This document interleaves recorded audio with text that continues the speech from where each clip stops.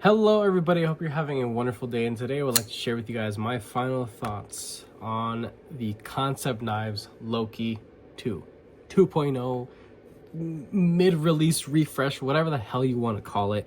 I know there are little differences here and there between the first release and now this one that they're making. The biggest thing, the biggest change, just visually speaking, I can't say functionally because I didn't experience the other one, but the blade shape hole. It makes sense now. It looks good if it fits the part. I will say up front, I do recommend this knife. I like it. I got it on a sick discount. But if I were to have paid full price for this, I would be happy. I would. And if you guys know me and have been watching me for a long time, I'm a really picky bastard, and there are a lot of things that I just harsh on more than it needs to be sometimes. But that's just me.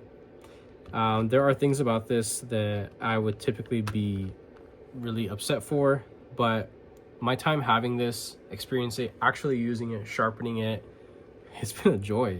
It actually has been really nice to use.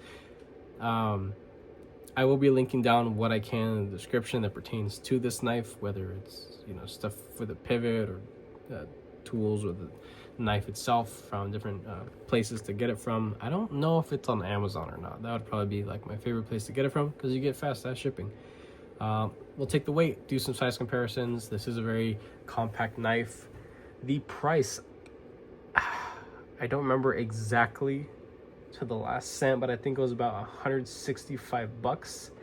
This is a good bit of knife for that money, and I got it for like 50 bucks off because of another wonderful member of the community. I believe his channel is EDC Steels or Steels EDC. I'm pretty sure it is the first one, but this dude is like daily posting just wild sales, and some of the stuff doesn't make any sense. And especially as we get closer to the end of the year, I don't know when you guys are watching this, but we probably haven't got to the end of the year yet.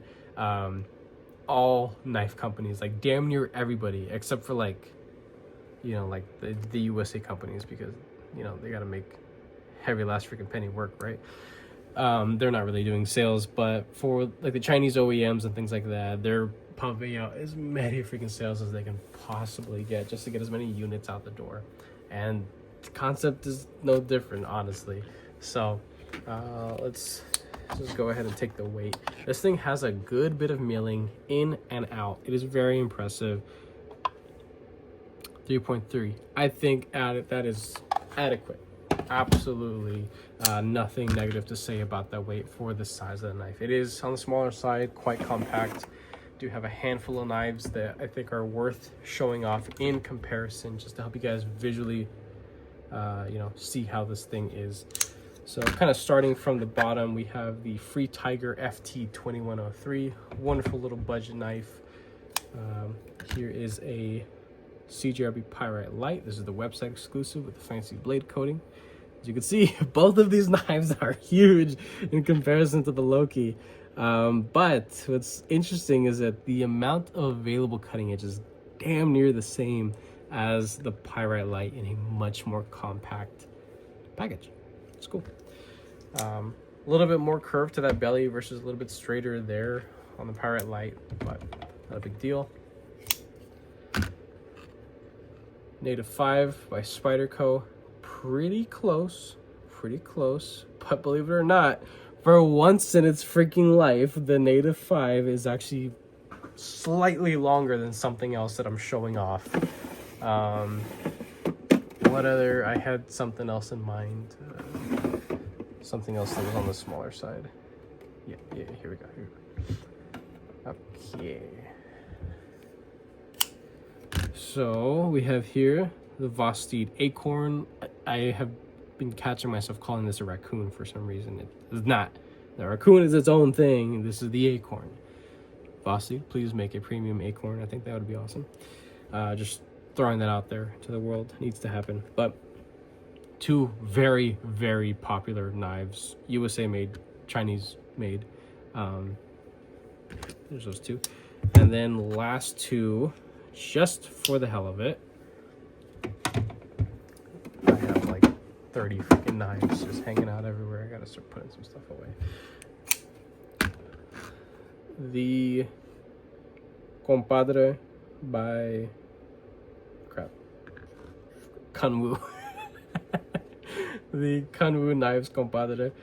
And then the small, or I guess the regular Sea Otter by Ray Laconico or Monterey Bay Knives. I'm forgetting the names of these companies. They've been around longer than I've been alive, probably. Well, not Kanwu, that's for sure. But these are two small premium knives that, you know, are in my collection that I think are worth sharing. You have a little bit more cutting edge with the Sea Otter here, and with the Compadre here, it is a little bit longer overall, but the amount of available cutting edge, it is almost the same. There's just a much more drastic belly to that Angry Moose knuckle blade shape there. So there's that. Hopefully that helps you guys get a good visual representation of how small this thing actually is. And while I am a advocate for smaller compact knives, I have been experiencing a lot of stuff that is on the larger side, but I will say this thing's very cozy in hand, very comfortable. It kind of looks a little angry. There's a lot going on with the blade shape and everything, mainly here in the middle, and then there's like this like weird milling porcupine kind of looking, not porcupine, pine cone looking handle. But despite all that, it's really comfortable. There is only one, I will say. I was just about to say there's no hot spots on this, but there's only one little thing that I found out, and you would almost never interact with it, but I think it was worth pointing out. But in standard grip, like you're really on it, this thing's good. This thing is really comfortable.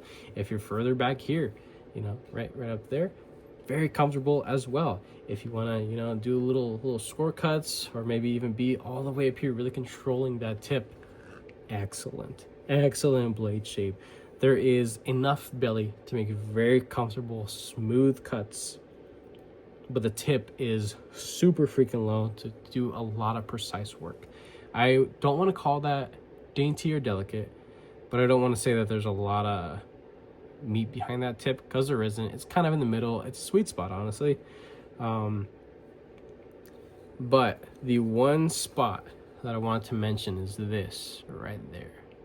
The way that this is contoured, and then the lock bar or the frame lock itself cut out has been chamfered, and how they left it leaves a very, very crispy point right there, right above my fingernail right there. That is a very sharp and crispy point right there, and I only noticed it because this thing kind of, I don't want to say it slipped in my hand, but I was just kind of like it's just like, you know, groping the knife.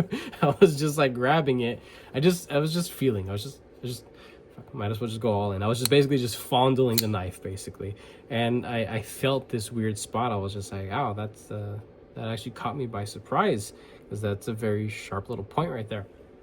Not a big deal. You're not really going to interact with it. It's something that just caught me off guard. It's not something that it's going to tear your flesh and just make your fingers useless. But it's something that was worth noting. Everything else about this thing, it is quite impressive. We can go over a couple little things that I love about this thing. The plunge grind and sharpening trail execution, freaking sweet. I got a 16-degree edge on this thing, and it is just performing as I would have hoped it did. You know, I wasn't expecting anything super wild, but it did exceed my expectations, which are usually unrealistically high. So I'm happy. The whole deployment, it is excellent. It is very comfortable, very snappy. The detent from the factory, I messed with it a little bit. I made it stronger. Didn't really care for it. I made it lighter. Did not like it. I basically just reset it from the tension from the factory. I mean, they got it. They just got it right. The actual access to the lock bar, it is a very, very comfortable landing position. Everything is just well knocked down. The fact that they have the relief cut on the inside, It's wonderful, able to continue the flow of the milling pattern. I enjoy that they have it on both sides to not break up anything going on there. I think it looks really cool. My only little thing about this, and this is really just a what if critique, it's already kind of a thing that a lot of people look for and criticize when it comes to the milling shape or the finishing of the lock bar cutout or relief cutout. This is square, so there are faults to it. If it was round, there would be stress that could be applied over a much more balanced or more even surface area. So this could be a little bit more delicate in a way, however you would look at it. But this isn't a knife that I would suggest anybody go and try to baton or do anything really inappropriate with. This is just a highly decorated EDC cutting tool. You know, it's just another random ass simple design with a lot of visual flair. That's it. That's all this thing is. There's no marketing towards this thing to try to make it some you know, foldable fixed blade. It's not a foldable fixed blade. Don't treat it like that. This is just a folding knife. That's all this thing is, and it does its job very well. But I will say that that is a little fault right there. Not the biggest fan of the execution of that. There are other things that could have been done. There could have been the multiple cuts that we see here and there, multiple relief cuts that are rounded, or maybe just rounded completely. That's, you know, something that's possible. The backspacer, I do enjoy that they have a backspacer instead of just cheaping out and putting little stupid little sand-offs at this price point. I probably would have been bugged a little bit, so I like that. Blackwash tie backspacer, including a titanium clip as well that has plenty of design character to it. One thing I wasn't the biggest fan about is that they have this clip over this obnoxiously aggressive texturing to the pocket, not the hand, because this is nice. It's grippy and it's tactical enough to have, you know, plenty of grip. It's not going to go anywhere, but getting in and out of the pocket, this thing is a little it snags. It does. I'm not the biggest fan, and I want to rant and be an asshole about it, because my thought processes on this is that you can't flip the clip, right? So no one's ever going to look underneath the clip placement. You know, that's never going to be an exposed surface area. So just put a flat spot. And you would ask, well, isn't the pinch point of the clip landing on one of the raised pieces? Barely. It's barely there. If there was an actual dedicated milled flat spot to be the same thickness and maybe like just travel that much, just to the same, the ramp in and the ramp out, if they just didn't mill that spot right under there, this thing would be just freaking awesome in and out of the pocket. There is plenty of room when you do get it past that shit show over here. Another cool little thing is, I can't show you because I'd have to take apart the whole knife, but there is actually a little pin to stabilize side to side movement and a T6 inside. So the way that they apply the clip and everything, it's good. I like the design. Let's talk about the T6s. There's T6s freaking everywhere on a premium knife. That pisses me off. I hate it. Realistically, it's not the end of the world because it's good hardware. This is really good hardware. It's all steel. I don't know what kind of steel it is. I don't know what kind of treatment they have on it, but it's good, well-hardened steel. Good tooling, good machining. The threads are nice and healthy. I don't feel like I'm gonna strip anything or, you know, have any issues with it. This thing is a dream to work on, to actually take apart and use, do basic maintenance. Now let's get into something else that is honestly really nitpicky. The pivot system that's in here is something that we see very common with Tucson knives. Some people love it, some people hate it, but and maybe Kansept doesn't do this with all their knives, but I've seen that on most knives that they do implement this little design. They have hardened steel washers that have a race cut into it to accommodate for the thickness of the ceramic bearings. This means that you cannot put aftermarket bearings that are even a hair thicker than these stock bearings that come from the factory, because they don't cooperate. You can flip them around and they're flat on the other side. I do have short format content. If you want to go check it out, go to my direct channel, and it was not that long ago that I made videos showing off thick washers and skiff bearings installed in this, and they work excellent. But I wanted to make the review talking about this thing with the stock setup. I didn't want to alter anything. The only thing that I'm really comfortable altering on a knife when it comes to talking about when I get to the review is reprofiling the blade to make it nice and slicey, because that's what I like, and maybe messing with the lock bar tension a little bit, maybe to make it stronger, maybe make it a little bit weaker.